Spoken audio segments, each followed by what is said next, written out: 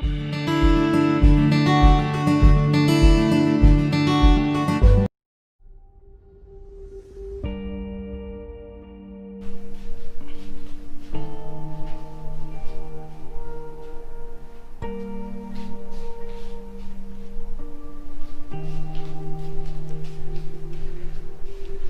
pagi, Tuan Tam. Pagi. Yeah, we are now with none others than Tam Yokong, Sabah's premier trekking specialist. Kalau kamu mau tahu the story about Dead March, macam mana orang establish and the history, the background, I think Tuan Tam Yokong lah yang orang paling sesuai karena mereka lah pioneer yang discover and bukan lagi discover. They find the detail about that. They call it middle section, kan? And ada juga discrepancy with few historian. Tapi I think orang sudah kita dengar sendiri bagaimana mereka resolve that issue sampai sekarang become famous for destination, especially for Australian and maybe British tourists lah. And they are more on adventure. Jadi mungkin kita boleh bertanya dengan Tuan Tam, cerita sedikit sebanyak tentang latar belakang, the background of it, the background of apa ini, Dead March. Kenapa ada prisoner of war di Sandakan? Why they were marching to Ranau? And what happened to all those prisoner of war? I think more than 2,000 lah. 2,500 kan? Yeah. And finally, what made them so eager, so passionate to establish that as a tourism product? I think awesome, amazing tourism product in Sabah. They call it Dead March, Sandakan Ranau, 1942 to 1945. Without further ado, let's listen to the legendary specialist Tam Yokong. Terima kasih. Sebenarnya kenapa adanya jalanan maut? Jalanan maut sebenarnya tidak muncul sebelum ini. Ia hanya berlaku pada tahun 1945. Pada tahun 1942, tahunan perang. Sebenarnya di Borneo ataupun di British North Borneo ataupun di keseluruhan Borneo tiada perang, terutama di British North Borneo ini. Jadi mereka ini dibawa masuk ke North Borneo ke Sandakan dari Singapura. Dari Singapura pada tahun 1942 kerana mereka dikendaki untuk buat landasan kapal terbang di Sandakan. Jadi mereka dibawa masuk ke Sandakan dari Singapura dan mereka sampai, mereka terus buat kemah di Sandakan. Hanya Australia saja ni. Tiada British. Ini considered like forced labor lah. Ia tetap forced labor. Jadi mereka gunakan yang di tahunan perang ni untuk membina landasan kapal terbang. Jadi itu British datang bukan dari Singapura, British datang dari Jawa. Dari Jawa, Indonesia. Jadi mereka tu bersama-sama di Sandakan. Pada mulanya mereka tu tinggal di kemah tahunan perang aman. Tiada masalah. Mereka menjalankan kehidupan mereka seperti biasa. Mereka kerja, mereka dah makan, mereka tidak kena siksa. Tapi apabila tahun 1943, mereka ada satu operasi underground movement, menyebab dengan tertemunya tu radio communication. Itu tahunan perang sama mereka yang di luar. Jadi menyebabkan Jepun sangat marah sama mereka ni, yang di tahunan perang ni. Jadi yang mastermind, iaitu pegawai-pegawai, dipindah ke Kuching. Di Kuching yang tinggal di yang lain-lain tertinggal di Sandakan. Mereka sangat disiksa. Mulai dari saat itu mereka sangat disiksa, tidak makan, sakit, tidak tiduri, kerja lagi. Jadi kehidupan begitulah sampai tahun 1945 apabila pihak tentera Jepun terima berita bahawa mereka akan kalah dalam peperangan. Jadi macam mana mau get rid of all this prisoner of war? Macam mana mau bukan halau, bukan dilepas. Jepun ini style Jepun ini lain. mereka tidak mau ada saksi. Ada saksi, jadi mereka mau Evidence semula. mereka tidak mau evidence semua, jadi mereka mau hancurkan tahunan semua ini, tapi tidak boleh ditembak ataupun dieksekut. Pasal ini akan tambah lagi hukuman mereka yang berat waktu walk line.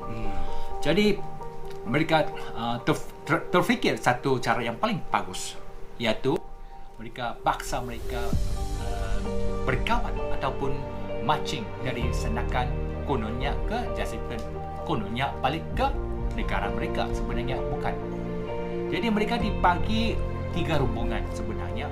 Ada berapa sebelum tu total? Ada berapa jauh tu dari senakan orang march? Okey, kalau dari segi kilometer keseluruhannya 265 kilometer. Jauhnya, tapi bagi mereka tahunan perang yang seramai 2,500 ini bukan semua yang kena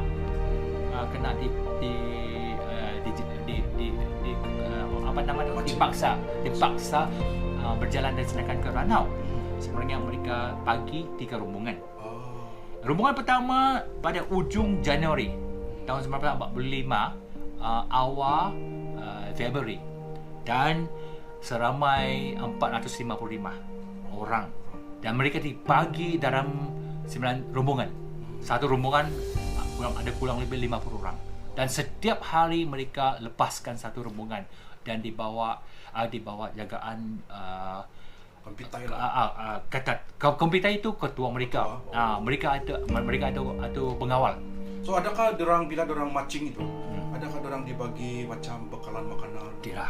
Kan? Sebenarnya pengawal Jepun ini sebenarnya ini bukan Jepun. Mereka dari North Korea, mereka North Korea, mereka Taiwanese. Mereka pun tidak cukup makanan. Apalagi tahunan perang. Akan tetapi rombongan yang pertama yang disuruh lepas dari Senakan ke Ranau itu sangat fit, sangat kuat. Jadi The first march lah. yes, the first march. Jadi 455 orang ni dalam 9 rombongan, setiap hari satu rombongan lepas dari Senakan. Dalam masa 10 hari mereka sampai Ranau. Sampai Ranau, dan peratus yang sampai ke Ranau banyak, mau dekat 80% begitu. 80% to 90%. Jadi dalam masa 10 hari ini memang bagi kami yang lepas kami tempat trace ini march kan, kami punya pelancong pun 10 hari juga. Kita ketahui macam mana kesusahannya. Jadi bermakna rombongan pertama itu sangat fit. Mereka itu tidak masalah untuk berjalan kaki. Tapi masalahnya apabila mereka sudah sampai Ranau, mereka dipaksa balik. Bukan ke Senakan. Mereka dipaksa balik ke Pakinatan untuk mengangkat beras.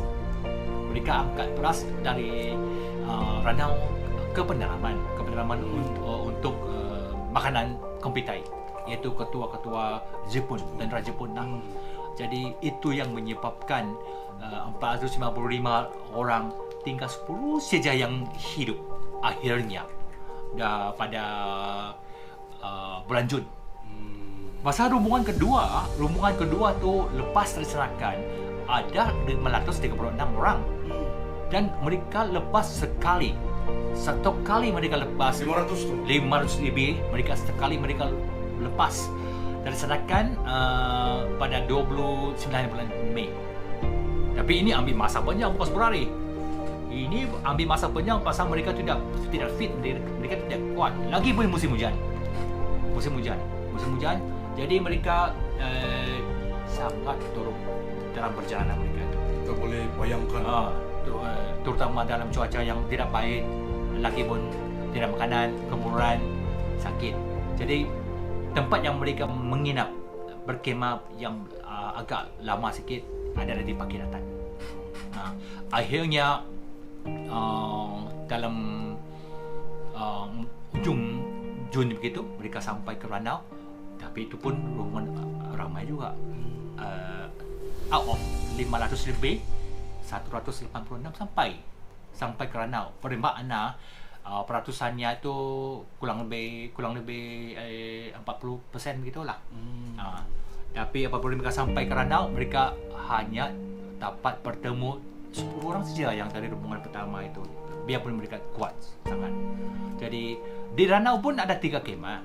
3 kemah. Kemah pertama iaitu bertapak di gereja SIB yang sekarang SIB kerja, dan kerana kena serang dari udara, Amerika serang mereka dari udara, jadi mereka pindah ke kemah kedua. Kemah kedua tidak jauh daripada kemah pertama. Ada sikit hutan, mereka dipanggil itu first jungle camp. Kena serang lagi, tapi itu bagi rombongan pertama. Apabila rombongan kedua sampai, grup sampai, mereka bertemu 10 orang lah daripada yang tu first jungle camp, iaitu second prisoner camp. Mereka berpindah ke third jungle camp, iaitu second jungle camp di Kampung Kenepir. Tempat itu kami dapat kebenaran daripada pemilik tanah, Dato' Osman Menudin. Jadi kami dapat kebenaran daripada dia. Kami pergi buat research.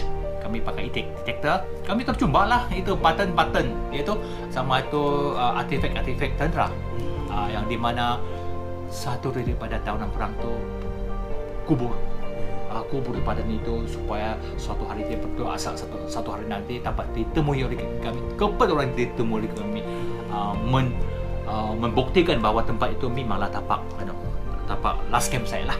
Di sepanjang first march and second march tu kan, adakah POW ini ada yang mungkin sengaja ditembak atau mati ke buruan? Sebenarnya dalam rekod jurus sejarah, bagi kami ini hanya tour operator, kami hanya ini kononnya mereka yang expert on the ground lah. Jadi kami tidak boleh ataupun memastikan sejarah mereka sebenarnya. Tapi sebenarnya dalam rekod, dalam buku sejarah ada mereka disiksa, terutama rombongan ketiga. Memang pertama, kedua banyak keperluan, lapar, mereka memang tidak makan. Tapi apabila Jepun ada masak, berhenti untuk masakkan untuk mereka sendiri, jadi ini tawanan perang ni pun ambil kesempatan cari makanan di hutan. Waktu tu mereka mana tahu apa yang boleh makan di hutan. Jadi mereka kebanyakan mati keperluan. Tapi sebenarnya yang mati banyak iaitu kesakitan, iaitu penyakit yang menyebabkan mereka banyak mati dan betul-betul lemah, lemas sekarang-kadangnya jauh. Dan apabila satu tahunan perang, kawan akan kubur dia. Apabila kawan akan kubur dia, kawan akan simpan tanda, dan Jepun juga akan buat record lah. Jadi macam mana nanti saya akan kongsikan macam mana kami dapat tahu sepanjang jalan, dan itu laluan dia macam mana. Nanti saya akan kongsikan lepas kita habiskan ini. Dan rombongan ketiga mereka lepaskan dari Sanakan kurang lebih bulan 6 begitu, dan ada 70 orang semua mati kerana mereka itu terlalu lemah. Mereka hanya mampu sampai ke Beruran. Mereka akan sampai di situ berita tidak baik berlaku. Kurang lebih 30 lebih tahunan perang semua ditembak mati di Beruran. Di Monad bang, yang ada Beruran ada Monad, itulah tempat dia. Itulah tempat dia. Tugu itu dibina oleh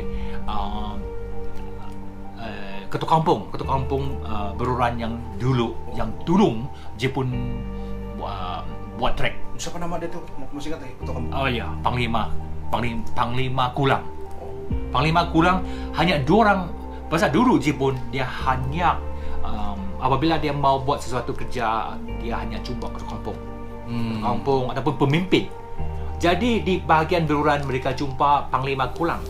Di bahagian pedalaman mereka jumpa Panglima Akui. Siapa itu Panglima Akui? Panglima Akui itu adalah ayah kepada Domima yang kami temui 2005, yang lepas itu kami panggil dia Ring Lady. Itulah Bapak Domima. Dan Panglima Kulang dia membagi arahan kepada ketua-ketua di daerah-daerah di kampung untuk buat potong trek apabila dibagi isyarat daripada Jepun komputer.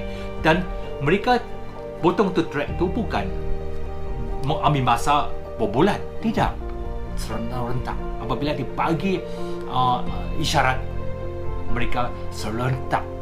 Dan setiap daerah mereka ada 3 orang. Ketua daerah sama 2 penorong.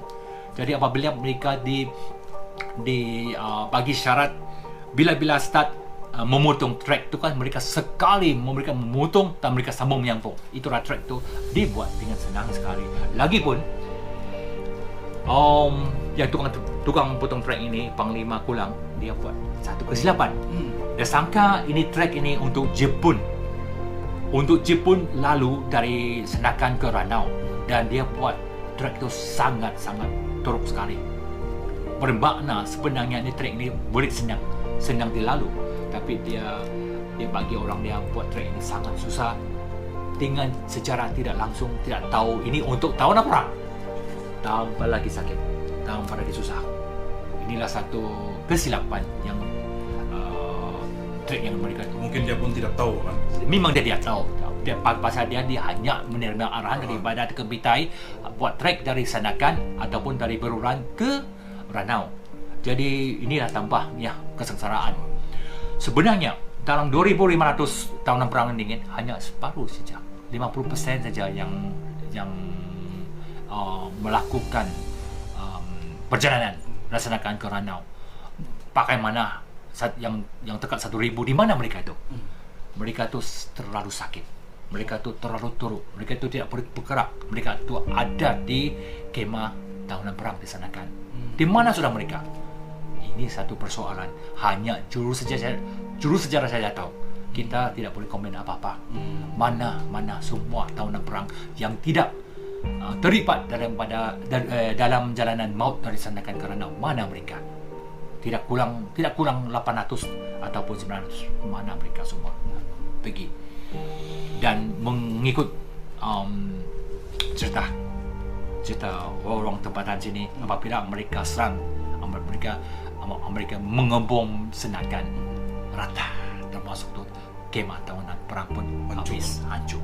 Jadi mana tu tahunan perang? Jadi bukankah sedihnya kalau mereka tu mati semua dalam serangan tu? Sedih, memang sedih. Tapi itu kita tidak berhak menolak komen, kerana ini adalah kerja juru sejarah.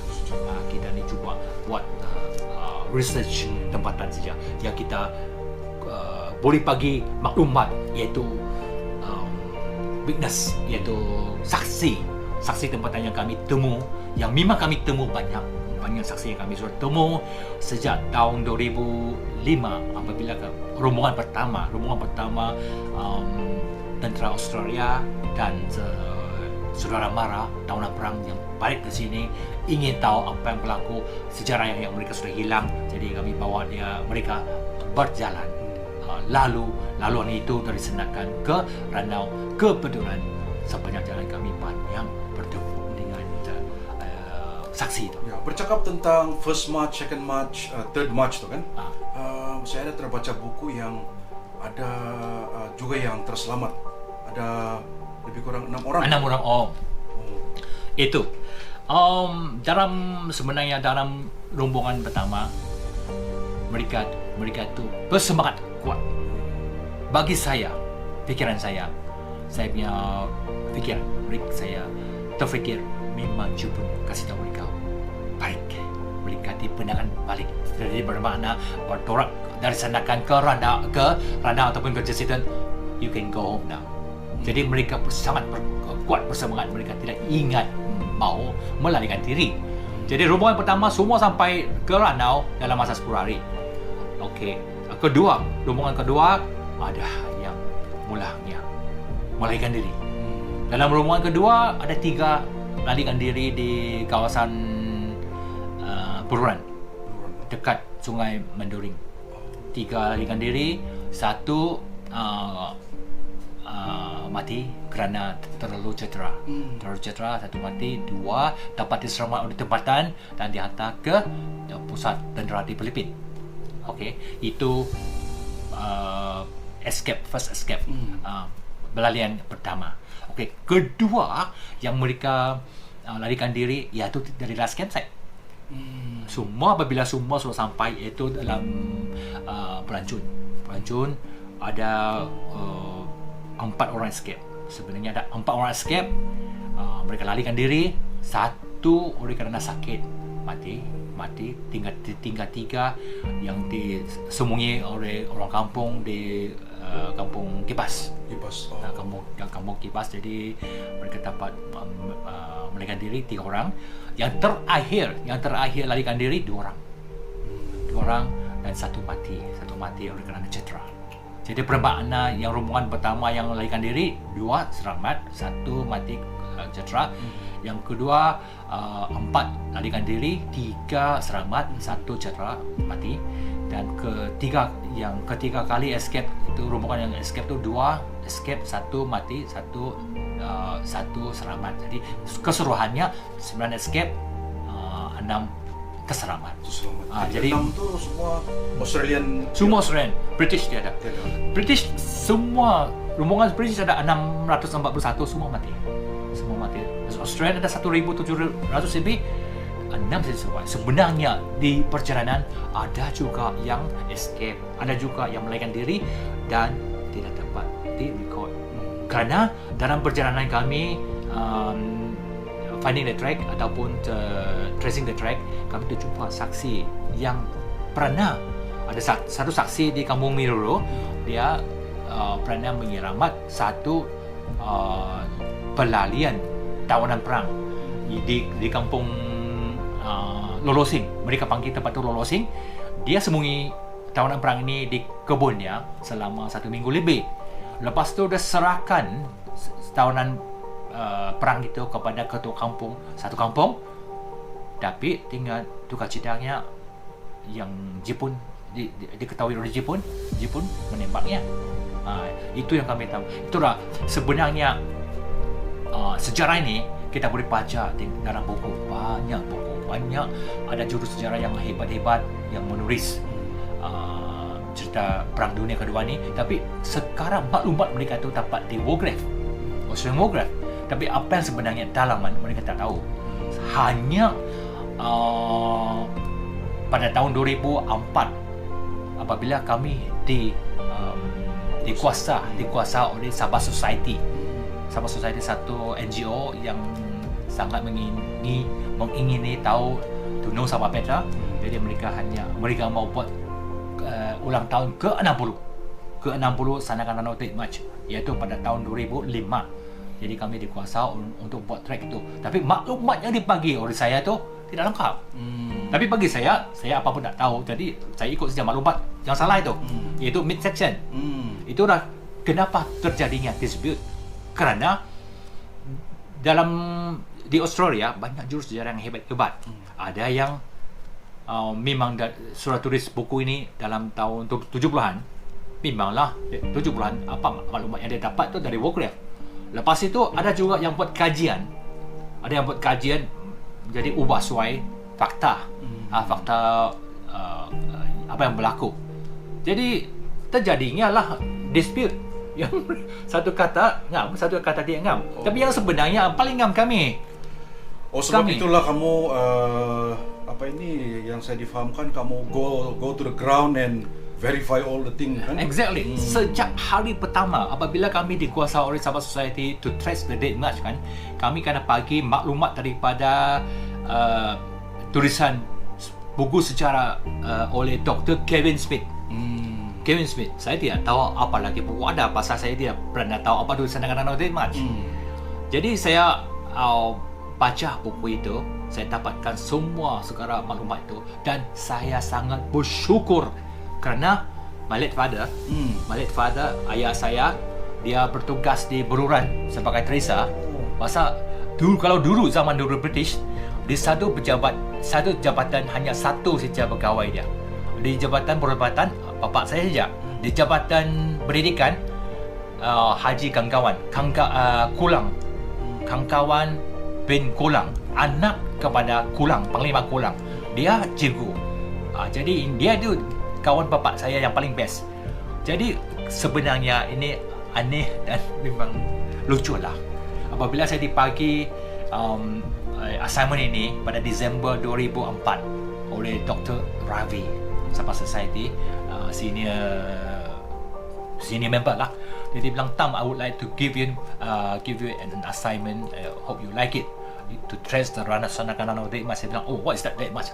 Oh, it's alright. I can give you all kind of information. Jadi dia bagi saya maklumat itu. Tapi sebenarnya maklumat itu di fotokopi dari buku. Semua orang boleh buat begitu. Bermakna saya menerima satu cabaran yang saya tidak tahu apa arah tuju saya. Betul. Tapi saya memang saya minat kerana ini memang suka saya. Adventure. Saya adventure. Saya memang suka gitu. Sebenarnya sebelum itu pun pada tahun 1998 saya sudah jalan kaki, membawa rombongan jalan kaki dari Gudat ke Limbang 60 hari lagi menjabat. Apa lagi ni dia masih sikit-sikit pendek-pendek. Cuma faktor saja yang penting. Jadi saya balik ke rumah, saya kasih tahu ayah saya. Bapak saya kata, kau gila ke? Saya bilang, kenapa apa? Dia bilang, waktu tahun 1959, waktu dia bertugas di Beruran, kebetulan ADO di Beruran itu orang British. Jadi setiap bulan mereka dikena, bapak saya dikena up Rabuk River pergi melawat pesakit. Waktu mereka up river itu kan, di ADO, satu polis, satu jiku, semua pun mau buat naik up river juga pergi buat laporan. Kebetulan mereka turun, mereka cepat habis kerja, mereka turun dari Lembu yang mau dekat Tambias tu, Sempadan. Mereka turun, mereka sampai ke Turupit, tu ADO kata stop here, let's go to find out Ted March. Jadi papa saya pun heran, apa tu Ted March, dia pun dah tahu.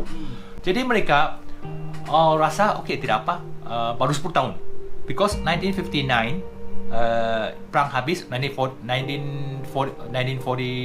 Jadi bermakna 14 tahun. 14 tahun bermakna masih ada. Tapi sebenarnya ini ADO ni dia tahu Demarch Track ini bukan jalan kampung macam Kokoda. Kalau Kokoda itu jalan kampung, senang saja mau cari. Ini Demarch ini di Sabah ni di sanakan pergi Ranau ini hanya kena tebas dan 2 kali saja jalan oleh tawanan perang, itu saja. Jadi mereka lokasi mereka pergi Kamparon. Mereka naik ke Kamparon, mereka ikut itu pematang masuk ke Kamparon, coba cari trek Sanakan Ranau Ted March di bahagian Kamparon. Mereka sesat 3 hari. Tiada makanan. Bapak saya bilang ni memang susah. Ini ADO ni memang kasih susah. Jadi macam mana mereka keluar? Mereka ikut sungai Meliu. Di sana nak sungai, mereka itu nak sungai Meliu. Mereka keluar ke Sungai Labuk. Baru mereka dapat. Bapak saya kata ni nightmare. Tersesat 3 malam di sana. Jadi bapak kata, jangan pergi. Itu bahaya kita dapat. Dia nampak lain sudah. Itu tahun 1959. Sekarang tahun 2005. Hutan habis. Hutan sudah kena radu. Habis. Dia apa sudah? Okey. Kalau kau masih ingat, kalau kau masih minat, pergi cuba kawan saya. Kawan Pin Kulang. Saya bilang Kulang? Dia kah yang potong trek tu? Iya, kalau ikut sejarah dia lah yang potong trek itu. Jadi saya awal tahun 2005 saya pergi Beruran, saya ke Kampung Manut, saya pergi jumpa kawan-kawan. Saya hanya tahu nama dia kawan Kulang. Bila saya tanya orang kampung, dia bilang, oh tu Haji kah? Saya bilang, iya Haji. Itu dah rumah dia. Jadi saya ke rumah dia, saya ketuk pintu. Saya bilang, tuan kawan-kawan, Haji kawan-kawan, pasal baru saya tahu dia Haji. Jadi dia buka pintu, terkejut tuan Haji kawan-kawan. Kenapa? Saya bilang, kenapa? Dia tanya saya, sebelum saya cakap apa-apa, dia kata sudah, kau anak John Tam kah? Dia anak John Tam kah? Bermakna terakhir mereka temu, muka ayah saya macam muka saya. Jadi dia bilang, ya, tujuan saya datang, bapak saya suruh saya datang cari Haji, Tuan Haji, oleh kerana mau minta tahu maklumat Ted March. Jadi dia bagilah maklumat dari Beruran ke Turupit. Senang saja saya cari, senang saja saya pergi retrace, because ini faktor ini memang terus dari mereka yang betul-betul ketahui. Dari Turupit ke Ranau, masalah besar. Inilah mid section. Inilah mid section. Kerana tidak orang kasih tahu. Dan terpaksa saya kembali ke peta map yang dibagi oleh Sabah Society, iaitu melalui buku tertulis oleh Dr. Kevin Smith.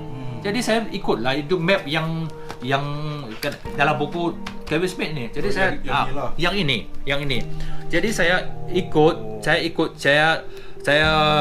pandai-pandai ikut itu jalanan itu sawit. Saya sampai sini, saya ternampak Kampung Miruru. Saya bilang, inilah dia. Saya bilang, alhamdulillah, saya jumpa lah ini track. Sebenarnya bukan. Saya langsung tidak tahu Kampung Miruru hanya pindah ke sini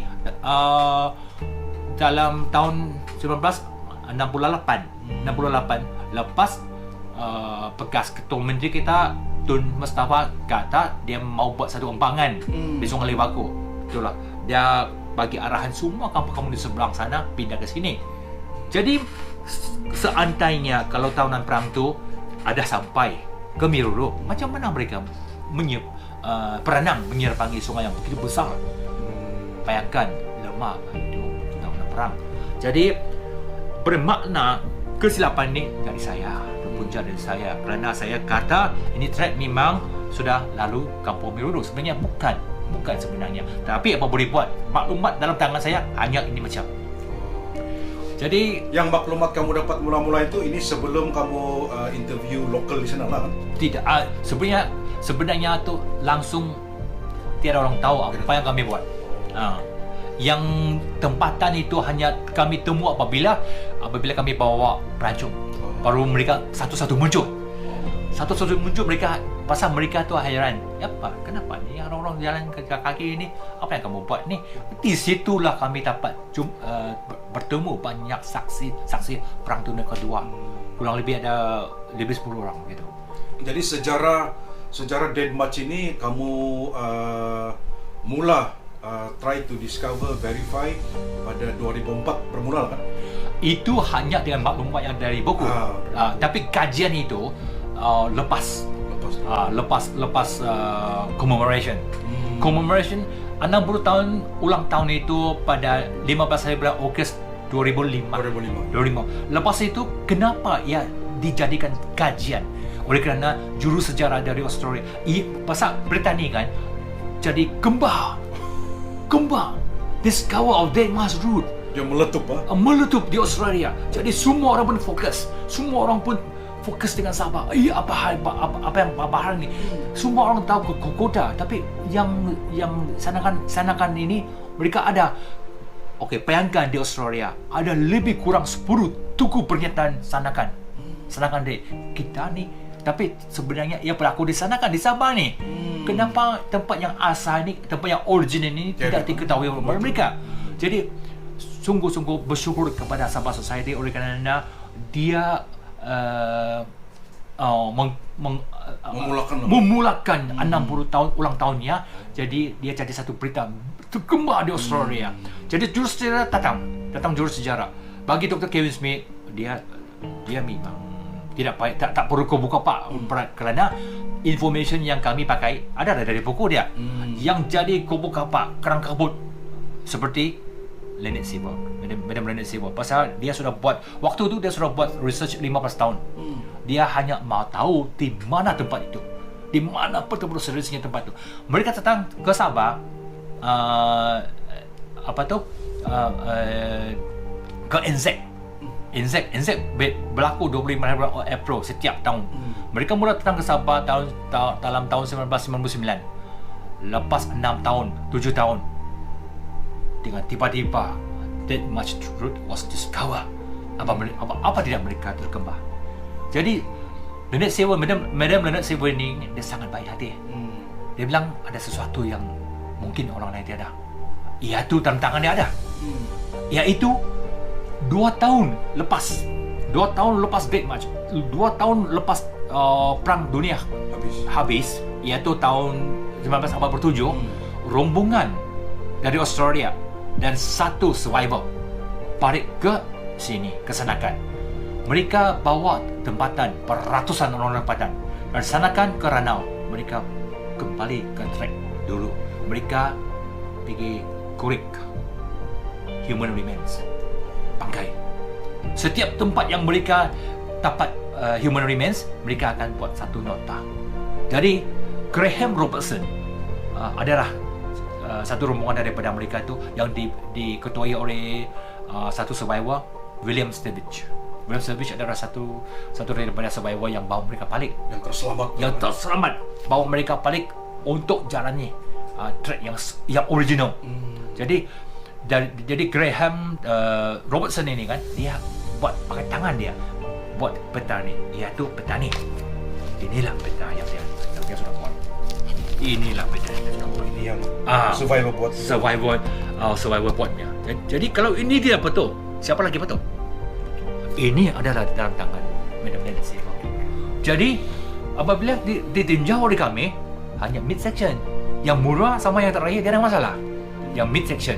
Jadi bermakna the dispute tu sama ada they must track masuk ke Miru ataupun ke Lolosing. Jadi terpaksa kami buat 3-4 bulan begitu, kami pergi retrace lagi. Kami turun ke Valley, Lolosing Valley. Memang susahnya.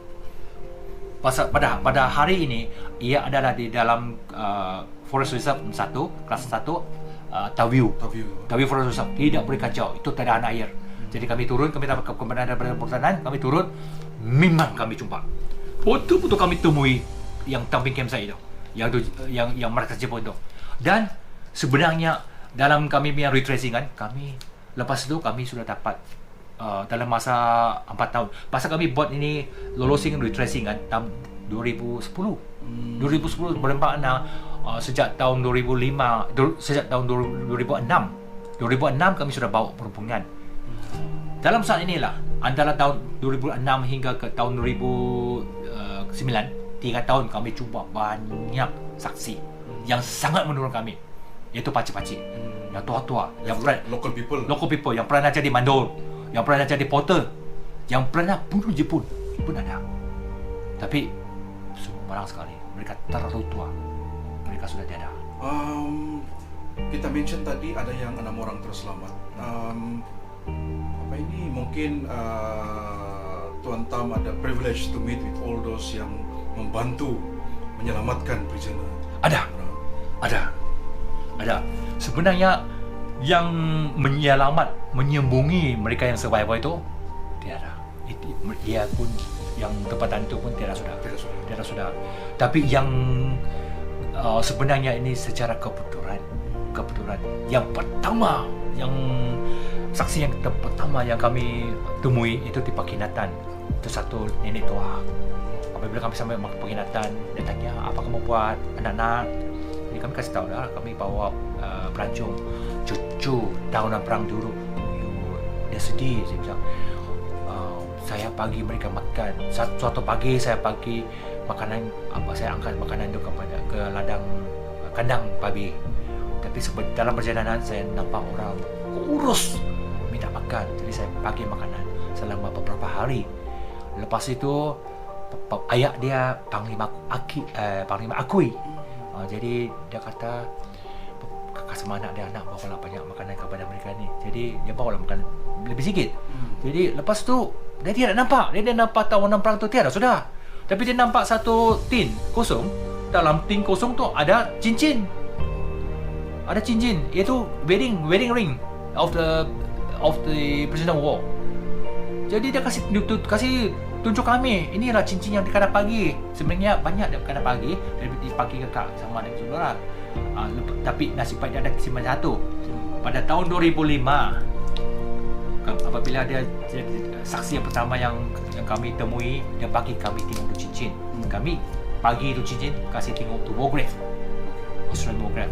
Dan di Australian war grave tu betul-betul buat penyelidikan dan